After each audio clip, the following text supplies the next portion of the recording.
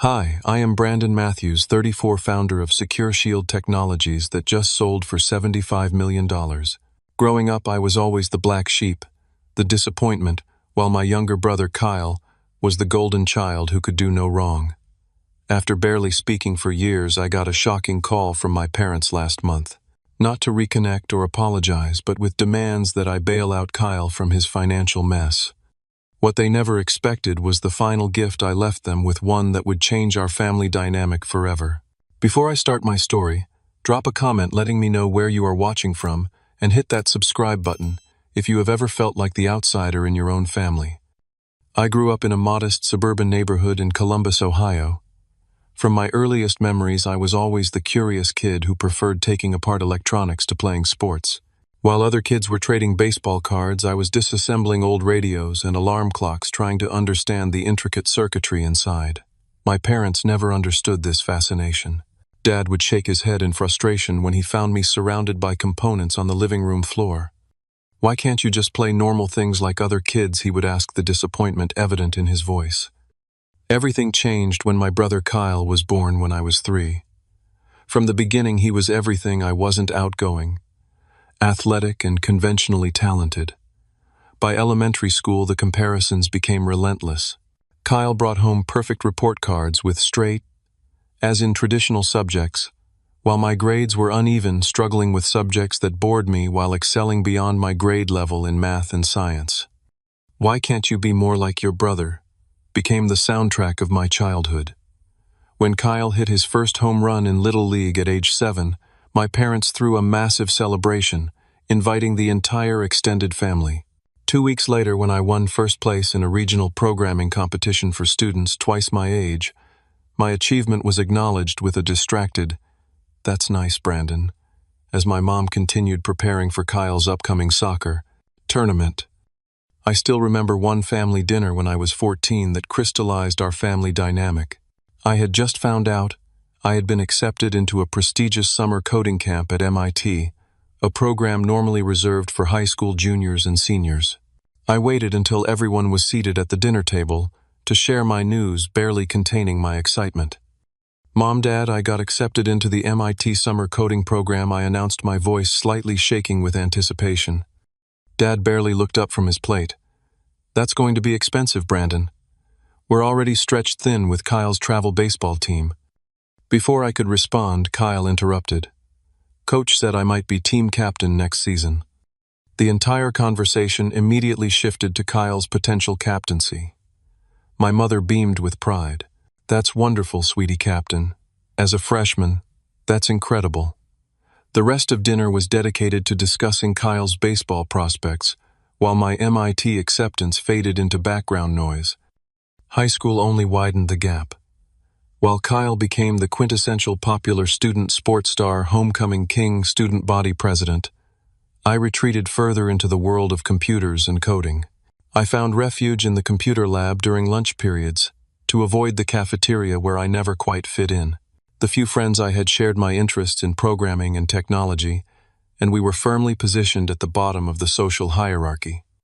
My parents' disappointment in me grew more overt. When career day came around in junior year, my father openly laughed when I mentioned wanting to create my own tech company someday. "Be realistic, Brandon. Those Silicon Valley types are exceptional. You need to think about something stable like accounting." Meanwhile, Kyle's dreams of playing college baseball were supported with expensive training camps and private coaching sessions. The breaking point came during my senior year. I had been accepted to several state universities with partial scholarships for computer science, but nothing that would cover full tuition. During a discussion about college finances, my father made it painfully clear where I stood. "We've been saving for Kyle's education since he was born," my father explained. "His athletic scholarship prospects are good, but we need to be prepared in case those don't pan out. We just don't have extra for your schooling." When I pointed out the unfairness of this arrangement, my mother seemed genuinely perplexed. "Kyle has real potential, Brandon. We need to invest in his future." "And what about my future?" I asked, my voice rising with years of suppressed hurt. My father's response cut deep. "Let's be honest, Brandon. You've always been different. Not everyone is destined for greatness. Some people just need to find a stable job and be content with that. That night I overheard them talking in the kitchen when they thought I was upstairs. "I worry about Brandon," my mother said. "He's just so odd. Do you think we did something wrong?" "He's just wasted potential," my father replied. "A disappointment to the family. Thank God we have Kyle." Those words burned into my soul, crystallizing a determination that would fuel me through the darkest times ahead. That night, I made a promise to myself I would prove them wrong. I would become successful on my own terms without their support or validation. As high school graduation approached, the emotional distance between us became a chasm. While my parents attended every one of Kyle's games, taking hundreds of photos and cheering loudly from the stands, they barely acknowledged my graduation as valedictorian of my class. My speech that day was delivered to an audience where my own parents sat stone-faced and checked their watches repeatedly, eager to leave for Kyle's baseball tournament scheduled later that afternoon. It was during these formative years that I realized a painful truth in my parents' eyes. I wasn't just a different kind of son. I was competition for their love and attention, a competition I was never meant to win. Kyle wasn't just the favorite. He was the only child they truly wanted. I was the mistake they were perpetually trying to correct, the square peg they kept trying to hammer into a round hole until both the peg and the hole were damaged beyond repair. When college acceptance letters arrived, I had several options but chose State University's computer science program, which offered me a partial merit scholarship covering about 60% of tuition. I still remember the conversation when I asked my parents for help with the remaining costs. "We just don't have it, Brandon," my father said flatly. "We're putting aside everything extra for Kyle's future. He might need to attend a private university if the athletic scholarships don't come through." "But that's 2 years away," I argued. "Kyle isn't even a junior yet." My mother's response was telling. "We need to be prepared. His future is important." The unspoken implication hung in the air. Mine wasn't. I moved into a cramped dorm room that fall with exactly $217 to my name, money I had saved from my part-time job at the local electronics store. Within a week, I had applied to every job on campus and secured 3 morning shifts at the campus coffee shop, starting at 5:30, evening work at the library, and weekend hours at the computer lab. Between classes and work, I averaged about 4 hours of sleep per night. My roommate, Derek, came from a wealthy family and couldn't comprehend my situation. "Dude, just ask your parents for money," he suggested after finding me asleep at my desk for the 3rd time that week. "Not an option," I replied simply. I never explained further. Despite the exhaustion, I maintained a 4.0 GPA and began developing my first app, a simple campus navigation tool that helped students find the quickest routes between classes. I coded between shifts, often working until 2 or 3 in the morning before grabbing a quick nap and starting again at the coffee shop.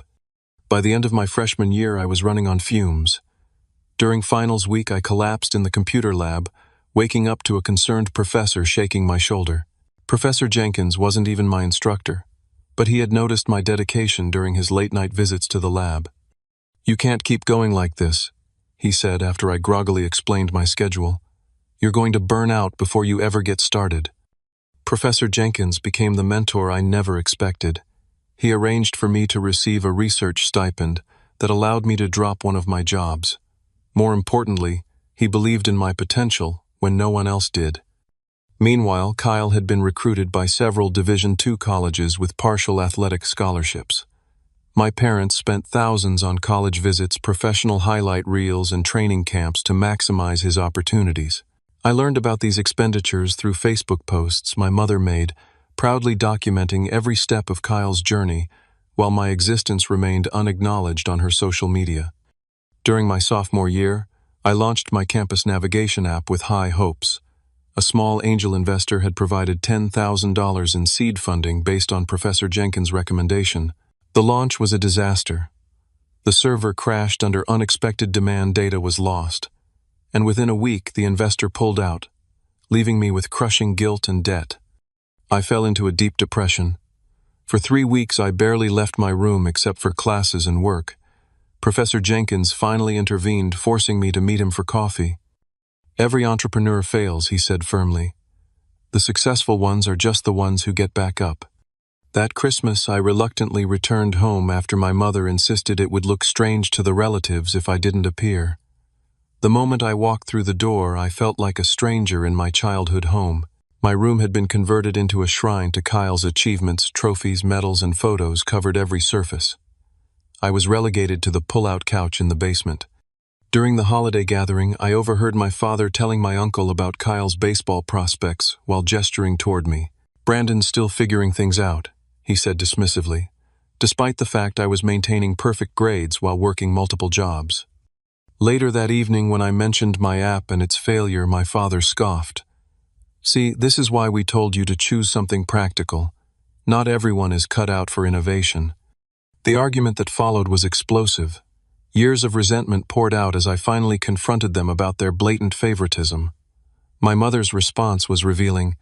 "We've always treated you both the same. You've just always been difficult, Brandon. Always so sensitive and demanding."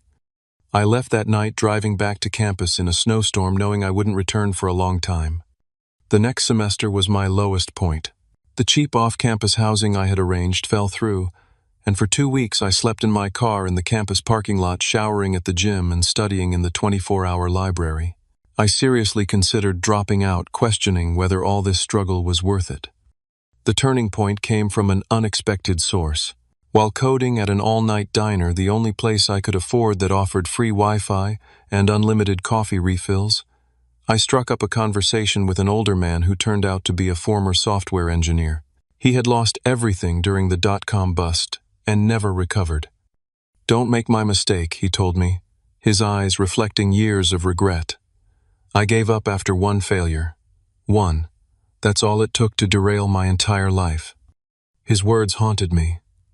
The next morning, I approached the financial aid office about emergency housing assistance and recommitted to my education and entrepreneurial dreams. If I was going to succeed, it would be without the safety net of family support that so many of my peers took for granted. I moved into a tiny studio apartment with peeling paint and unreliable heat, but it was mine, a space where I could work and dream without judgment. There, surrounded by ramen noodle packages and computer equipment I had salvaged from campus dumpsters, I began to rebuild my confidence and vision for the future. While Kyle continued to receive my parents' unwavering support, including a brand new car for his 18th birthday and fully funded spring break trips to Cancun, I worked through holidays and summers, accumulating knowledge and an experience that would prove far more valuable than any material gift. My parents never asked if I needed help, and I never asked. Pride and pain formed an impenetrable barrier between us. The idea that would change my life came during my junior year. Working the night shift at a local data processing company, I witnessed a security breach that compromised thousands of customer records. The company's outdated security protocols had left them vulnerable, yet their response was merely to patch the existing system rather than address the fundamental flaws. "There has to be a better way," I told Professor Jenkins during one of our weekly mentoring sessions. "Current security software is reactive, not proactive. What if we could create something that anticipates breaches before they happen?" That conversation sparked the concept for what would eventually become Secure Shield Technologies. For the next 6 months, I dedicated every free moment to developing the framework for my adaptive security algorithm. My schedule became even more grueling: classes during the day, work shifts in the evening, and coding until 3 or 4 in the morning. I survived on ramen noodles, energy drinks, and determination. By the time senior year rolled around, I had a promising prototype, but lacked the business expertise to turn it into a viable product. That changed when I attended a campus tech meetup and met Sarah Donovan, an MBA student with experience in startup ventures. Unlike most people who glazed over when I explained my technical concepts, Sarah immediately grasped the market potential. "You're solving a problem most companies don't even realize they have yet," she said after I demonstrated the prototype. "That's the holy grail of innovation." Sarah became my business partner, bringing complementary skills that transformed my technical creation into a marketable product. While I refined the algorithm, she developed the business plan, market analysis, and pitch deck that would eventually secure our funding. Our first investment came from Professor Jenkins, who believed in us enough to contribute $20,000 of his own money, nearly his entire savings. "Consider it an investment in the future," he said, waving away my concerns about the risk. Sometimes you have to bet on the person, not just the product. That initial funding kept us afloat during the grueling process of seeking serious investment. Sarah and I pitched to 47 different potential investors over 6 months. We received 46 rejections, each one testing my already fragile self-confidence. Your technology is interesting, they would say, but you're too young, too inexperienced. Come back when you have more traction. The 47th pitch changed everything. Marcel Winters, a veteran tech investor known for taking chances on unproven founders, saw what others had missed. Everyone is focusing on what you haven't done, he said after our presentation. I'm more interested in what you've accomplished with virtually no resources. Imagine what you could do with proper funding. Marcel invested $100,000 for a 15% stake in our company. It seemed like an enormous sum to me at the time, enough to rent a small office space, purchase essential equipment, and pay ourselves modest salaries that meant I could finally quit my night jobs. Our first office was a converted storage room above a Chinese restaurant in the less desirable part of town. The space was barely 400 square feet, with unreliable air conditioning and the constant smell of fried rice wafting through the vents. But it was ours, and the moment Sarah and I hung our hand-printed Secure Shield Technologies sign on the door remains one of my proudest memories. The breakthrough came 6 months later, when a mid-sized healthcare provider experienced a ransomware attack that our software detected and neutralized before it could encrypt their patient records. Word spread quickly within the industry, and suddenly we were fielding calls from companies that had previously ignored our outreach. Our first major client, Meridian Health Systems, signed a 3-year contract worth $350,000. The night after finalizing that deal, I sat alone in our tiny office, overwhelmed by emotion. For the first time, I allowed myself to believe that success might actually be possible. With that first major contract, we were able to hire 2 employees, a developer named Miguel, who had graduated from my alma mater, and a sales representative named Rachel, who had extensive contacts in the healthcare industry. Our tiny team worked 14-hour days, 7 days a week, fueled by a shared belief in our mission to revolutionize cybersecurity. As the company grew, I experienced the strange adjustment to financial stability. After years of counting every penny, I found myself with a reliable salary. My first significant purchase was a modest 2-bedroom house in a quiet neighborhood. Nothing extravagant, but after years of dorm rooms, cars, and tiny apartments, it felt like a mansion. The day I received the keys, I sat alone on the empty living room floor and cried with a mixture of pride and disbelief. Industry recognition followed as our client list expanded. Secure Shield won Most Innovative Security Solution at a prominent tech conference, and I was named to a under 30 list for emerging tech leaders. With each achievement, I felt a complicated mixture of validation and lingering hurt. Success tasted sweet, but part of me still longed for the parental approval I would never receive. I attempted to share my growing success with my family a few times. I sent an email when we secured our first major client, another when we won the Innovation Award, and a brief message when we moved to larger offices. Each time the responses were perfunctory at best. "That's nice, Brandon," my mother replied to the award announcement. "Kyle just got promoted to assistant manager at his company. We're so proud of him." Meanwhile, Kyle had graduated with a business degree after 5.5 years of mediocre academic performance. His baseball career had ended with a minor injury sophomore year, but my parents had continued to fully support him, paying for his apartment car and living expenses throughout college and beyond. Upon graduation, he expected to immediately step into a high-paying management role despite lacking any distinguishing skills or experience. When Kyle struggled to find the prestigious position, he felt entitled to. My parents blamed the economy, the job market, and hiring discrimination, everything except Kyle's own limitations. They subsidized his apartment in a trendy neighborhood and financed his lifestyle while he found himself. Meanwhile, I had been fully self-sufficient since 18, working multiple jobs while maintaining perfect grades and building a company. The real game changer for Secure Shield came during our 4th year of operation. A series of high-profile data breaches at major corporations had made cybersecurity a top priority across industries. Our proactive approach to security positioned us perfectly for this new market awareness. Suddenly, clients we had been pursuing for years were calling us eager to implement our solutions. We secured Series A funding that valued the company at $15 million. My stake translated to a net worth of over $6 million on paper, a number so far beyond my comprehension that it didn't feel real. The first time I checked my bank account and saw a seven-figure balance, I sat staring at the screen for nearly an hour, unable to process that the number belonged to me. By our 5th year, SecureShield had grown to 48 employees and moved into prestigious offices in the heart of Seattle's tech district. We had clients across North America, Europe, and Asia, with annual recurring revenue exceeding $12 million. I had become a respected figure in the cybersecurity industry, speaking at conferences and advising government committees on data protection. Then came the acquisition offer that would change everything. TechGuard Industries, one of the largest security companies in the world, offered to purchase SecureShield for $75 million. After weeks of negotiation and soul-searching, Sarah and I agreed to the deal, ensuring that our employees would be retained and our technology would reach an even wider market.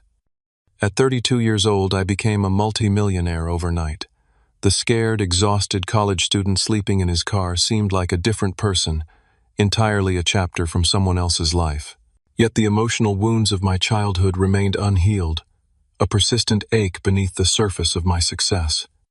The day the acquisition made headlines in the business press, my phone rang, with a number I barely recognized anymore, my parents' home line. After 6 years of minimal contact, limited to brief text messages on holidays, my mother's voice sounded strange in my ear. "Brandon, we just saw you in Business Weekly. Why didn't you tell us about selling your company?" Her tone was a mixture of excitement and accusation, as though I had deliberately kept secrets from them rather than simply maintaining the distance they had established years ago. "It just finalized last week," I replied neutrally, unsure how to navigate this sudden interest in my life. "Well, we're just so proud," she gushed. "Always knew you would do well with those computer things. We should have dinner soon to celebrate." The abrupt shift in her attitude gave me emotional whiplash. After years of dismissal and disappointment, I was suddenly the son worth acknowledging. Despite my wariness, a small, persistent part of me, the child still seeking parental approval, responded to the olive branch. Perhaps I thought success had finally made me visible to them. We arranged dinner at an upscale restaurant in Seattle, where I had settled after the acquisition. My parents flew in from Ohio, and Kyle drove up from Portland, where he had been working in sales for the past year. Walking into the restaurant, I felt a strange mixture of accomplishment and anxiety, the successful prodigal son returning to the family fold. The awkwardness was palpable from the first moments. My father, grayer and slightly stooped, extended his hand formally as though greeting a business associate rather than his son. My mother hugged me stiffly, her perfume overwhelming and unfamiliar. Kyle, sporting an expensive watch that seemed at odds with his supposedly entry-level position, offered a tight smile that didn't reach his eyes.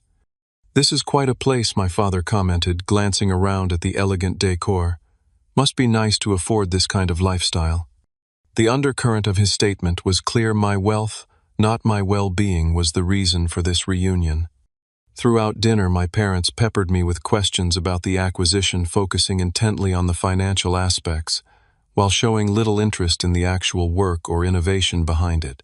When I attempted to share stories about the early struggles and pivotal moments that shaped the company's growth, my mother nodded distractedly before shifting the conversation back to Kyle's recent promotion to regional sales representative. "He's on track for management," she said proudly. "Always had natural leadership abilities." My father leaned forward, swirling his expensive bourbon. "So Brandon, what are you doing with all that money? Good investments, I hope." Before I could answer, he continued with what sounded like a rehearsed speech. "You know, we always believed in you. Always knew you had potential. We just showed it differently, because you were always so independent." The revisionist history was jarring. In their new narrative, they had been supportive parents who recognized my unique talents, rather than the people who had called me a disappointment and refused to help with my education while fully funding Kyle's. As the evening progressed, Kyle became increasingly sullen, making passive-aggressive comments about lucky breaks and how some people have all the advantages. The irony of his statement, given our respective paths, was apparently lost on him. Over dessert, my mother finally revealed the true purpose of the reunion. "Kyle's been going through a rough patch lately," she said, her voice dropping to a confidential tone. "The company he was with downsized, and he's between positions right now." My father jumped in. "Outstanding employee, of course. Just corporate politics. You know how it is." "I'm sorry to hear that," I said, sincerely, turning to Kyle. "I have some great contacts in the tech industry if you're interested. We're always looking for good sales talent." Kyle's expression soured further. "I'm not looking for charity," he snapped. My mother patted his hand. "Kyle's exploring his options, but in the meantime there are some financial considerations. His lease is up next month, and with the job situation, family should help family," my father added pointedly. "Now that you're in a position to do so." The real agenda became crystal clear. I wasn't invited to dinner for a reconciliation, but for a withdrawal. After years of minimal contact, I was suddenly valuable as an ATM. Despite the revelation, I made a genuine offer. "I'd be happy to help Kyle network and find a position where his skills would be valued," I said. "I know how tough the job market can be." My proposal was met with uncomfortable silence. Kyle stared at his plate while my parents exchanged glances. "That's thoughtful," my mother finally said, her tone indicating it was anything but. "But what Kyle really needs right now is some breathing room. Financial stability while he considers his next move." "What exactly are you asking for?" I questioned directly. "Well," my father cleared his throat, "we thought perhaps a loan. Something to tide him over for 6 months or so. Say 50,000, just until he lands on his feet."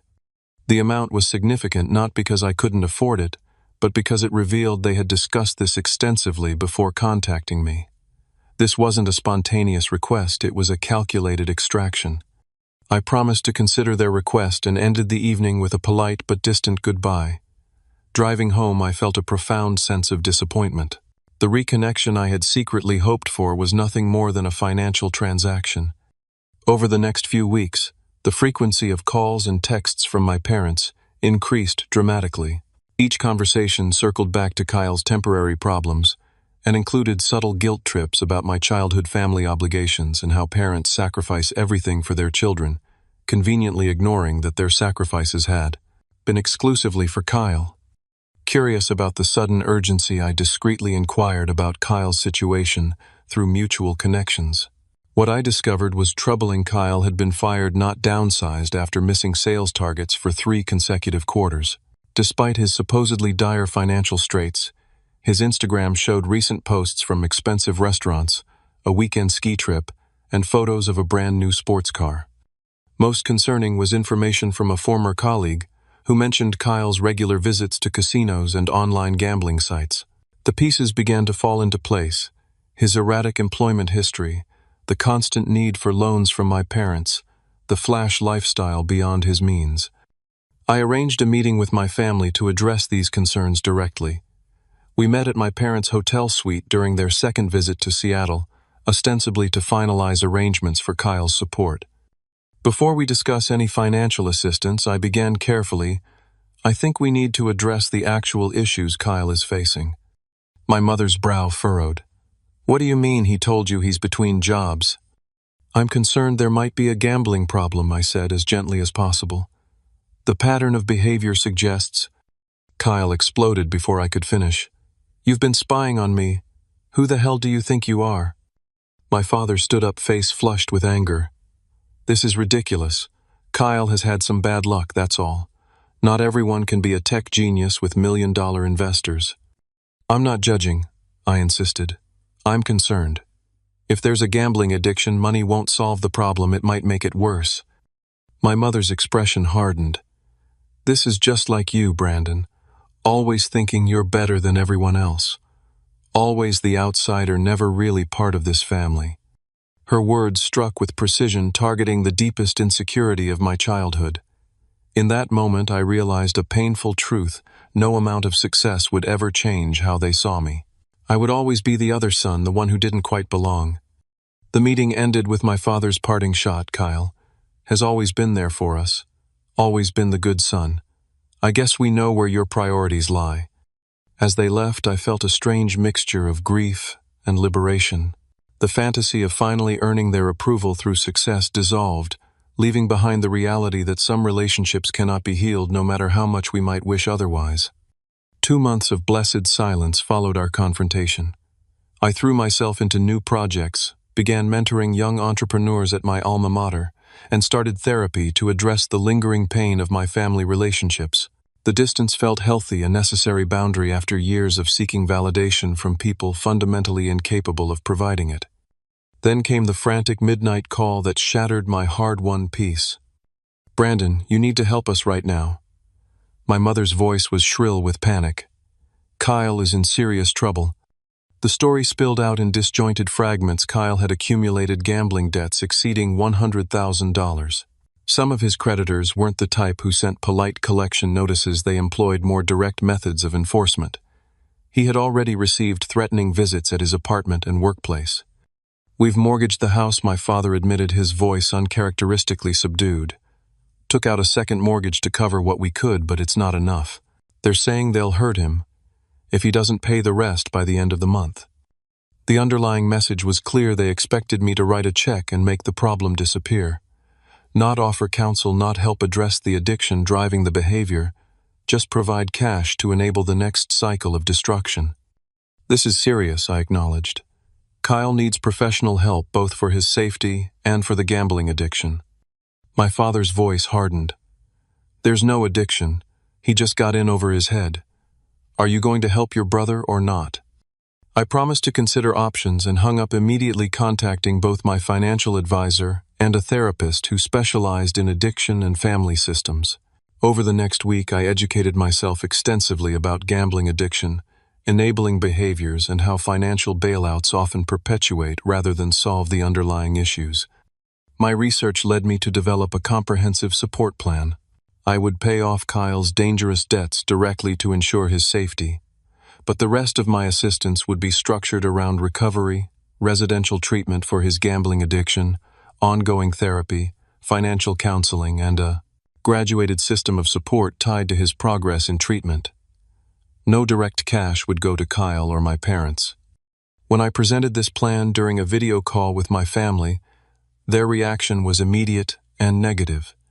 "This is ridiculous," Kyle snarled. "I don't need to be locked up in some rehab place. I just need to clear these debts and get a fresh start." My mother sided with him instantly. "Brandon, you're being controlling. Your brother just needs your help, not all these conditions." "These aren't conditions," I explained patiently. "This is actual help. Giving Kyle money without addressing the gambling is like giving an alcoholic a bottle of whiskey." My father's face reddened.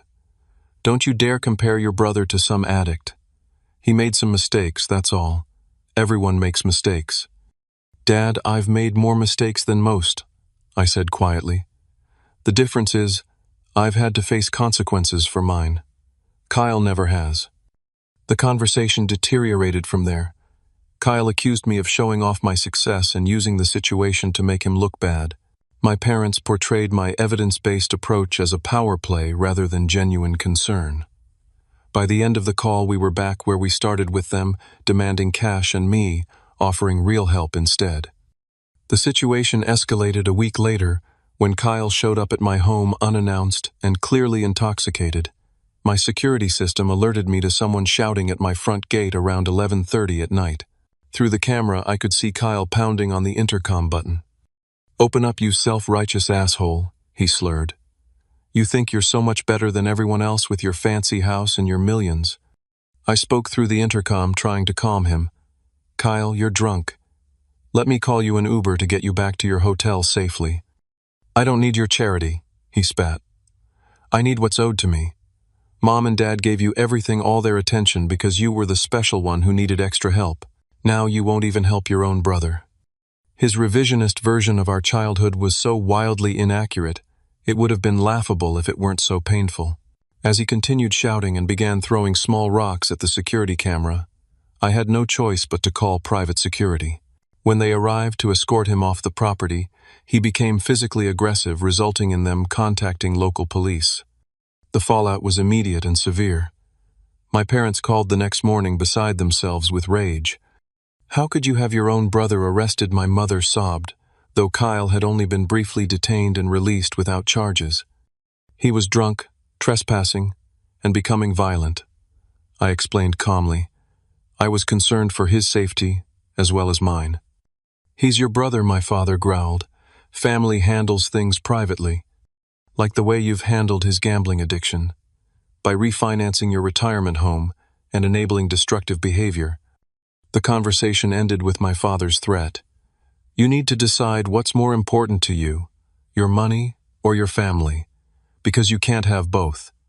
3 days later, I received a lengthy email from my parents. The message laid out their position in no uncertain terms either.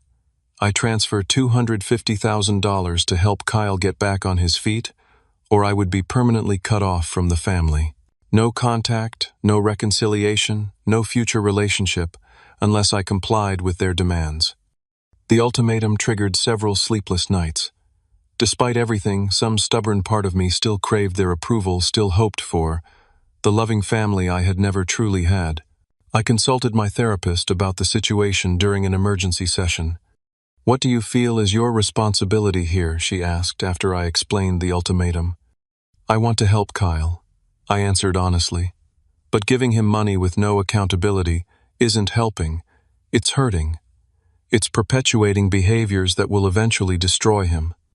And your parents? They're so enmeshed with Kyle, they can't see the damage they're doing. They've built their entire identity around being his saviors."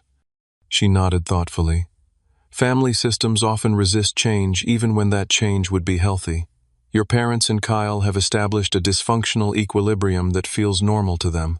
Your refusal to participate threatens that equilibrium." After much reflection, I drafted a response to my parents' ultimatum. The letter was both boundary-setting and compassionate, explaining why I couldn't enable destructive behavior while reiterating my offer of substantial support for actual recovery. I closed by saying I would always be open to a healthier relationship if they ever wanted one, but I wouldn't compromise my principles or Kyle's well-being by providing funds that would ultimately fuel his addiction. Hitting send on that email was one of the hardest things I've ever done. It felt like closing a door that had never fully opened in the first place. The response to my boundary setting was swift and vindictive. Within days, my mother began posting vague but pointed comments on social media about ungrateful children and abandonment when families need help most. These posts quickly evolved into more specific allegations, sharing private family matters with her entire network. Heartbroken that my son would refuse to help his own brother after we sacrificed everything for his education, she wrote conveniently, forgetting they had contributed nothing to my college expenses while fully funding Kyle's. Meanwhile, Kyle's behavior became increasingly concerning. He began sending threatening text messages at all hours, ranging from guilt-tripping hope, "You enjoy your millions while your brother suffers," to explicitly threatening, "You better watch your back, success isn't worth much if you're not around to enjoy it." The situation reached a breaking point when Kyle appeared at my company's headquarters during a meeting with potential investors. He created a scene in the lobby, shouting accusations and demanding to see me. Security had to escort him from the premises, causing significant embarrassment and concern among my colleagues and business associates. Following legal advice, I reluctantly filed for a restraining order against Kyle. The decision wasn't made lightly, but his escalating behavior had crossed from merely annoying to potentially dangerous. The court granted a temporary order based on the documented pattern of harassment and threatening messages. My parents' reaction to the restraining order was explosive. My father left a voicemail so filled with rage and profanity that I couldn't listen to it in its entirety. My mother sent a lengthy email declaring me dead to the family and claiming I had always been cruel and calculating even as a child. The public and private attacks took a significant emotional toll. Despite my outward success, I found myself retreating into isolation, questioning my own memories, and wondering if I was indeed the villain in this family drama. My therapy sessions intensified as I struggled with waves of guilt, grief, and anger. In the midst of this turmoil came an unexpected message from my mother's sister, Aunt Caroline. We had never been particularly close during my childhood, as she lived on the opposite coast and visited only occasionally. Her email was cautious, but supportive. "I've been watching what's happening with your family," she wrote. "There's more to this story than what your mother is sharing online. I'd like to talk if you're open to it." Our subsequent phone conversation revealed family dynamics I had never fully understood. According to Aunt Caroline, the pattern of favoritism in our family extended back generations. My grandfather had clearly preferred my mother over her sister, creating a dysfunctional template that my mother unconsciously replicated with her own children. "Your mother needs one child to succeed and one to fail," Aunt Caroline explained. "It's the only family dynamic she knows. When you started becoming successful, it threatened the entire system." Even more shocking was her revelation about financial matters. Years earlier, when I had first started earning decent money at SecureShield, I had sent my parents a check for $10,000 as a gift for their anniversary, hoping to begin healing our relationship. According to Aunt Caroline, that money had gone directly to covering one of Kyle's gambling debts, a fact they had hidden from me. "This has been going on for years," she explained. "They've been bailing him out since college, refinancing their house twice already. Your father's retirement fund is completely depleted." Armed with this new understanding, I proposed a meeting, one final attempt to address the situation honestly. I suggested a neutral location with Aunt Caroline present as a mediator. To my surprise, my parents agreed, though they insisted Kyle should attend as well. We met at a private conference room in a hotel midway between our locations. The tension was palpable as we gathered around the table. My parents looking older and more haggard than I remembered Kyle, fidgeting nervously. Aunt Caroline's calm presence, a stark contrast to the emotional storm brewing. My father opened with an attack disguised as a question. "After all we've done for you, how could you turn your back on your family?" Rather than reacting defensively, I responded with specific examples. "What exactly did you do for me, Dad? Was it refusing to help with my college tuition while paying for Kyle's? Was it converting my childhood bedroom into a trophy room for Kyle before I even moved out? Or was it telling me I was a disappointment to the family when I was 17? My mother gasped. "We never said that." "You did," I continued steadily. "I heard you through the kitchen door. You said I was wasted potential and a disappointment to the family, and then added, 'Thank God we have Kyle.'" The specific details of that night, details I had never shared with them, left them momentarily speechless. "We may have said some things in frustration," my father finally conceded. "But parents make mistakes. That doesn't justify abandoning your brother when he needs help." "I haven't abandoned Kyle," I countered. "I've offered substantial help, just not in the form of cash that would enable his gambling addiction." "There's no addiction," my mother insisted, though her voice lacked conviction. I turned to Kyle directly. "Tell them the truth. How long have you been gambling? How much have you really lost?" Kyle's face contorted with anger, then crumpled into something more vulnerable. To everyone's shock, he broke down. Since sophomore year of college, he admitted, tears streaming down his face. "The first time was just a poker game in the dorm. I won big and got hooked on the feeling. Then I started losing. Mom and Dad always bailed me out, so there were never any real consequences." My parents stared at him in disbelief as he continued. "I've probably lost over $300,000 total over the years. Every time I swear it's the last time, but then there's another game, another chance to win it all back." He looked at me with red-rimmed eyes. "I hated you for so long because you were everything I wasn't: disciplined, self-sufficient, successful on your own terms. It was easier to blame you than face my own failures." The raw honesty of his confession shifted something in the room. For perhaps the first time we were speaking truthfully, rather than maintaining the family mythology. "We just wanted to help," my mother whispered. "We thought we were supporting you." "You weren't," Kyle replied bitterly. "You were trapping me. Every time I failed, you rushed in to fix everything, then reminded me how lucky I was to have such devoted parents. It made me feel even more worthless."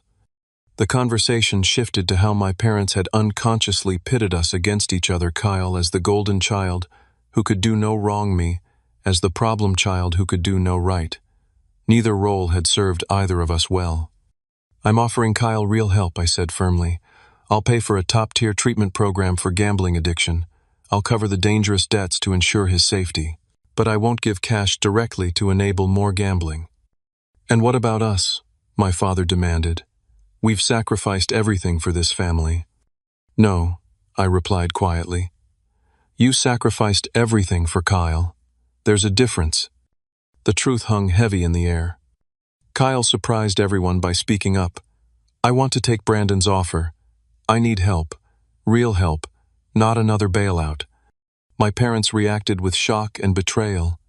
You can't be serious, my father sputtered. You're choosing his side over ours. There shouldn't be sides in a family, Kyle responded. That's part of the problem. My mother stood up, grabbing her purse. This is ridiculous. We're your parents. We know what's best for you. As they prepared to leave, I made one final statement.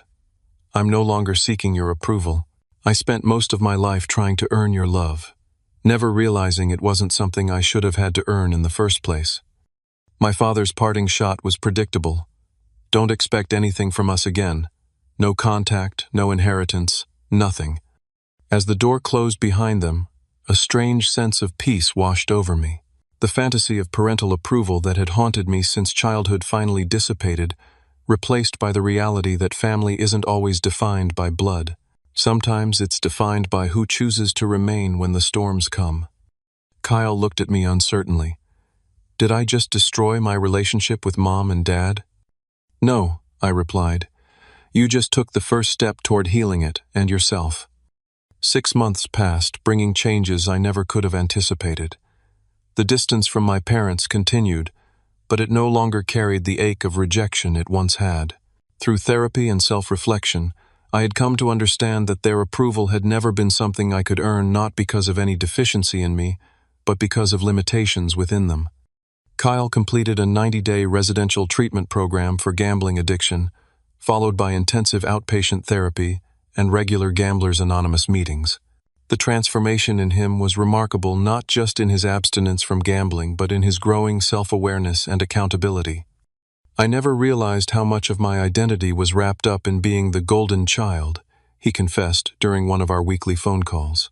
It was a role I never asked for but felt obligated to maintain, even when it was destroying me. Our relationship, once defined by competition and resentment, gradually evolved into something resembling actual brotherhood. We discovered shared interests and values that had been obscured by our parents' dysfunctional system. For the first time, we were getting to know each other as individuals rather than as assigned roles in a family drama. My parents remained distant, occasionally sending terse updates through Aunt Caroline, but maintaining their position that I had betrayed the family by refusing to provide unconditional financial support.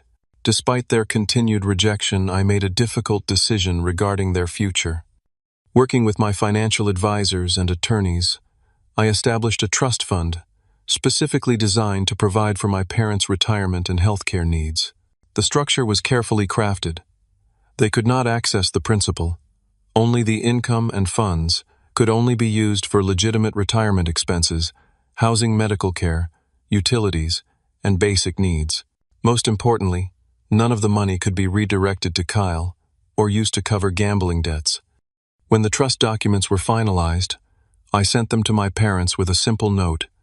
This is my final gift to you, not because you earned it, but because it's who I choose to be. Their initial response was predictably negative. My mother called it controlling and conditional love, while my father refused to acknowledge it at all. Yet, as their financial situation deteriorated further, the consequence of decades of bailing out Kyle, they quietly began accepting the monthly distributions from the trust. Meanwhile, I focused on building the kind of family I had always wanted, one based on mutual respect and genuine connection, rather than obligation and control. My mentor, Professor Jenkins, remained a father figure in my life. Sarah, my business partner, became like a sister. Close friends and colleagues formed a support network that proved far more reliable than the biological family that had rejected me. Through therapy, I experienced several breakthrough moments, particularly around releasing my need for parental validation. You've been seeking something they fundamentally cannot provide, my therapist observed during a particularly insightful session. It's like trying to draw water from a dry well. Kyle's progress in recovery brought its own challenges and rewards. After completing the initial intensive treatment, he struggled with finding purpose and direction. With my encouragement, he became trained as a peer counselor for gambling addiction, using his own experience to help others on similar paths. For the first time in his life, he was defining success on his own terms, rather than through our parents' expectations. "I never thought I'd say this," he told me during a weekend visit to my home, "but hitting rock bottom was the best thing that ever happened to me. It forced me to figure out who I actually am beyond the golden child image." Approximately 8 months after our confrontation, my mother reached out tentatively. The email was brief and cautious, with none of the emotional manipulation that had characterized our previous interactions. She expressed interest in seeing me during an upcoming trip to Seattle, adding that she would understand if I preferred not to meet. The lunch that followed was awkward, but represented the first honest conversation we had ever had. There were no grand apologies or dramatic reconciliations, just small steps toward a different kind of relationship. "I've been doing some reading about family dynamics," she admitted hesitantly. "Some of it has been uncomfortable to recognize in myself." My father remained more resistant to change, maintaining minimal contact and continuing to view my boundaries as personal attacks rather than necessary health measures. Yet even he showed small signs of evolution, occasionally asking actual questions about my life rather than making assumptions or comparisons. The most unexpected development came when Kyle approached me with an idea for a foundation supporting first-generation college students without family financial backing, students whose circumstances mirrored my own college inexperience. Together we developed a program that provided not just scholarships but mentorship, emotional support, and practical guidance for navigating higher education without family resources. "I want something good to come from our family dysfunction," Kyle explained. "Maybe our story can help others avoid the same patterns." Working alongside my brother on this meaningful project healed wounds I hadn't realized still existed. We would never have the carefree childhood bond that some siblings enjoy, but we were building something perhaps more valuable, a relationship based on mutual respect and shared values rather than competition and resentment. As for my parents, our relationship remained complicated. During a rare phone call approximately 1 year after our confrontation, my father made a statement that represented perhaps the closest thing to an apology I would ever receive. "We didn't always understand you," he said gruffly. "Maybe we should have tried harder." It wasn't a perfect reconciliation, those exist primarily in movies and novels, but it was a small acknowledgement of past failures. I had learned to accept these modest offerings without expecting the comprehensive recognition and validation I had once craved.